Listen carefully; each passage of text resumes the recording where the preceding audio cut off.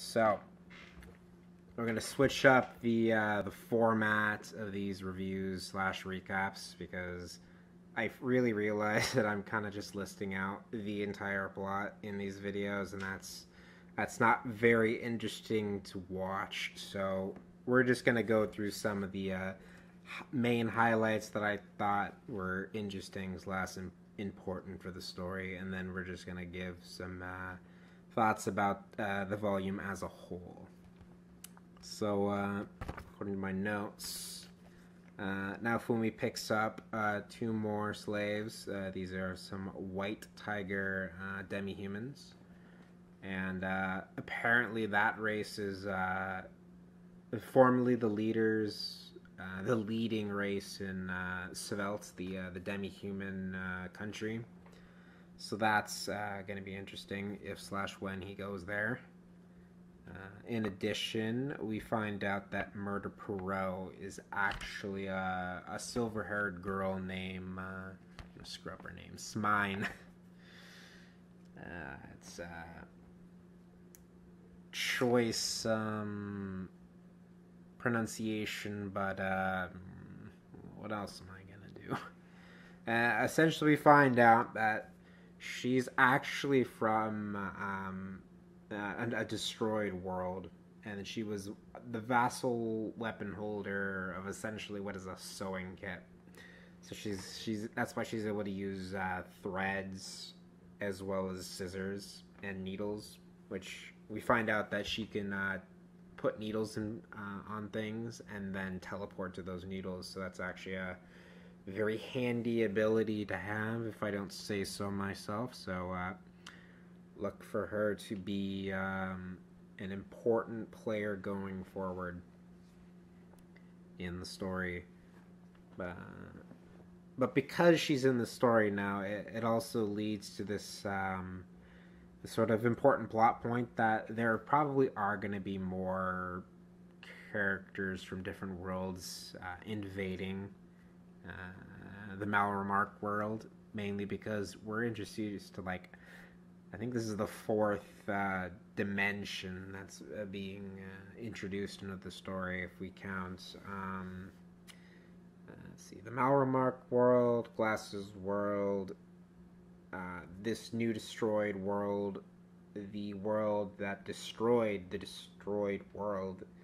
I guess it would be 5 because now Fumi came from another world, so we're just having all the worlds now. This is getting into some really multiverse kind of stuff. Like, getting any more convoluted, this is going to be DC all over again.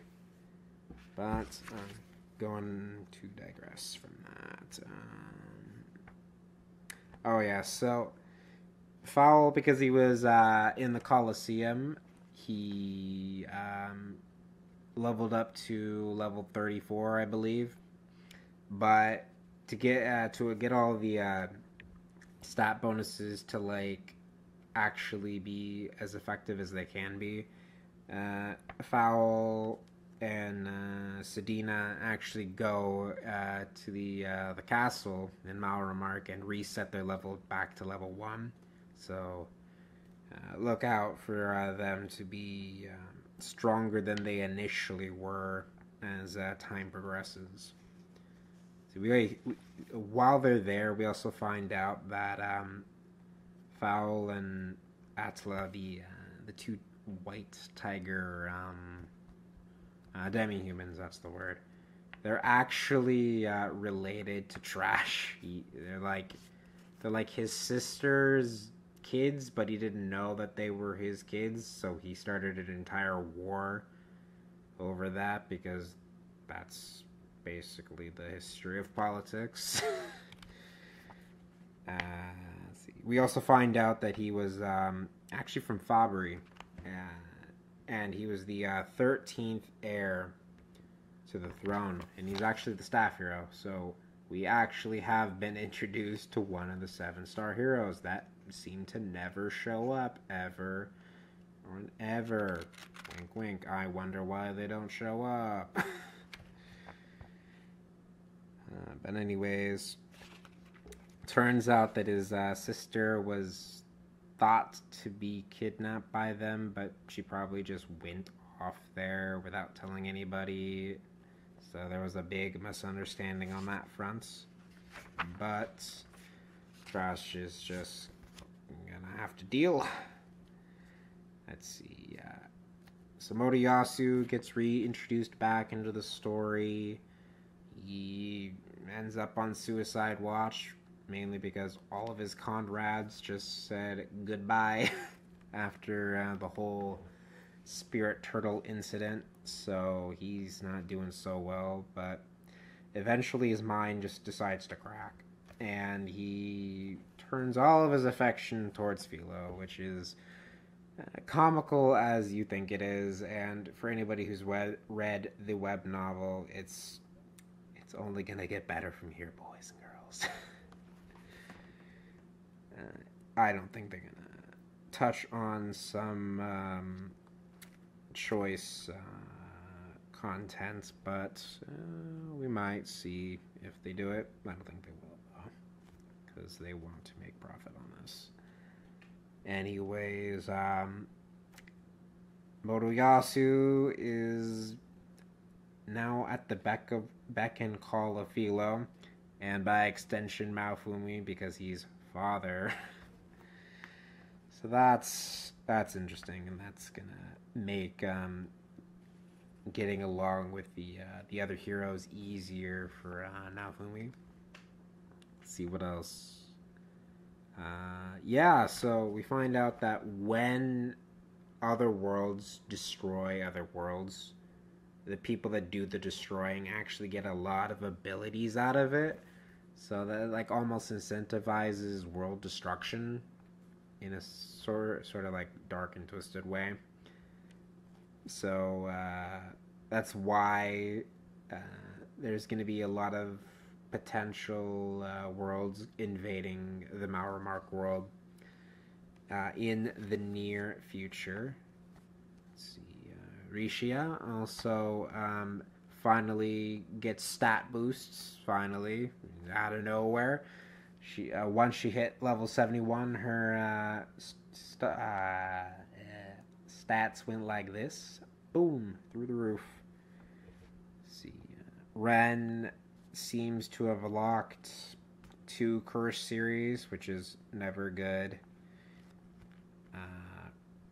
Motoyasu also seemed to have unlocked a curse series weapon as well, but because he was following Naofumi by the word, he finally did the power-up method, so he's fine. He's OP now. I mean, he literally vaporized a dude and beheaded the other guy, just like on a whim. It was actually pretty funny. Let's see what else. So Motoyasu's not a problem anymore. He's pretty strong. Ren, despite having access to curse series weapons, he was still not implementing the power up methods. So he was struggling, but after a duel with Eclair, he's fine. He gets knocked out, but because he used 2 different curse skills on the same level as like Naofumi's blood sacrifice, he's reeling from some pretty serious curse effects probably. Which reminds me that Naofumi is also under the effect of that whole every stat except for defense is dropped down to 30%. So there's that.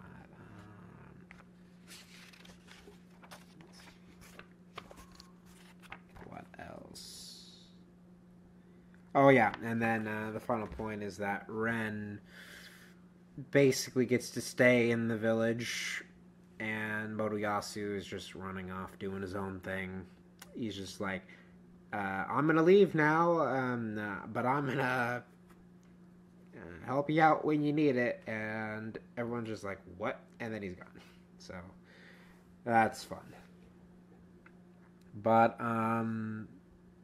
what do I think of this volume? It's a lot of setup mainly. like it introduces some important concepts in the whole reason why some more vassal weapon holders are going to try and invade worlds. It's mainly to boost their abilities. So we're going to be on the lookout for that. But other than that, it's a lot more. There's a few duels. There's a few cool duels in this volume, but nothing like Spirit Turtle. I mean, you're talking about like a really weak Ren, and it's not really that interesting. But we find out that Witch is at it again. So at this point, I'm predicting that she's just going to screw up every single hero that she ever comes into contact with. And that includes any of the 7-star heroes. I wouldn't be surprised if everyone's just got Curse series weapons at the end of this. This is just falling apart. But let's see, anything else?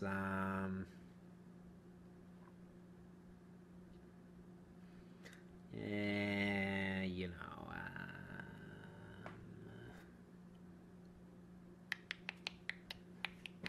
Anything else? Come on, speak to me. Speak to me, book. Come on. That's what I was gonna say. Oh, okay. So, what I've noticed through reading some of these through these volumes is that arcs seem to take 3 volumes to really kind of start and end. So this volume 11, is right in the middle of one of those arcs. I think it's probably going to conclude in like volume 12. So to really understand this whole returning to Malramark arc, as I'm going to dub it, you're gonna have to watch the next review / recap / my take on Rising of the Shield Hero Volume 12. But that's gonna be it for me. If you enjoy this little discussion, feel free to support in any way you feel is necessary, and I hope to be putting out more content in the near future. So with that,